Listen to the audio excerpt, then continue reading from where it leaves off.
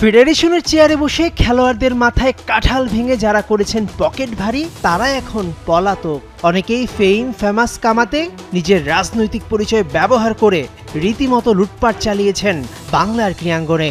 সেই সব হিসেব করায় গণ্ডায় নিতে বছরের পর বছর জবাবদিহিতার বাইরে থাকা শাহেদ রেজাদের দুর্নীতির শ্বেতপত্র বের করতে প্রথম অফিসিয়াল বৈঠক করল যুব ও ক্রীড়া মন্ত্রণালয় গঠিত সার্চ কমিটি। ইন্টারন্যাশনাল যে রেস্ট্রিকশনগুলো আছে ওগুলো আমাদের মাথায় রেখেই কাজ করতে হবে।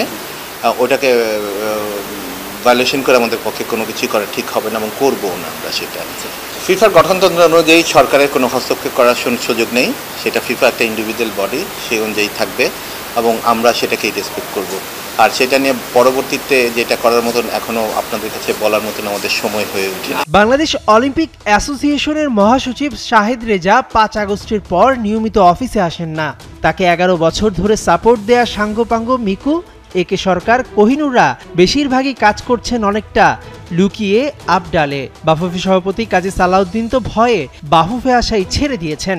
নাজমুল হাসান পাপনও দেশ ছাড়া। এতটা অপরাধ করেছে এরা, নিজেদের কর্মক্ষেত্রেই আসতে ভয় পাচ্ছেন। সার্চ কমিটি তাদেরকে খুঁজতেও যাবে না। বর্তমানে যারা ফেডারেশনের দায়িত্বে আছেন তাদের কাছে তথ্য নিয়ে যাবে অ্যাকশনে। যারা এক্সিস্টিং আছে এখনো তাদের সাথেই হয়তো বসা, এটা যে শুধু যে তাদের সাথে বসেই আমাদের নীতি নির্ধারণ করতে হবে সেটা তা না।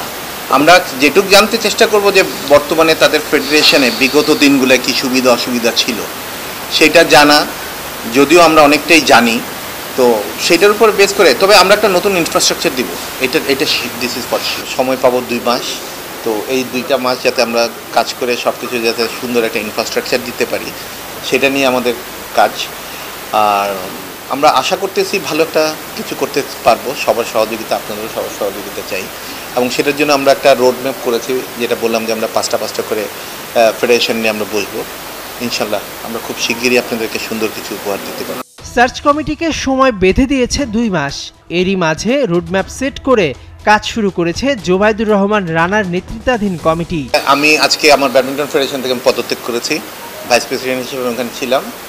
তো আমার যেহেতু এই কমিটিতে আমাকে নেওয়া হয়েছে, আমন্ত্রণ জানিয়েছে, সেই জন্য আমি চিন্তা করে দেখলাম যে আমাকে 2টা জায়গায় থাকা আমার জন্য কখনোই সমীচীন না। সেই জন্য ব্যাডমিন্টন ফেডারেশন থেকে আমি সহসভাপতি থেকে পদত্যাগ করেছি। বাংলাদেশের মতো দুর্নীতিগ্রস্ত ক্রীড়াঙ্গন বিশ্বে বিরল, তার ফলও ভোগ করছে।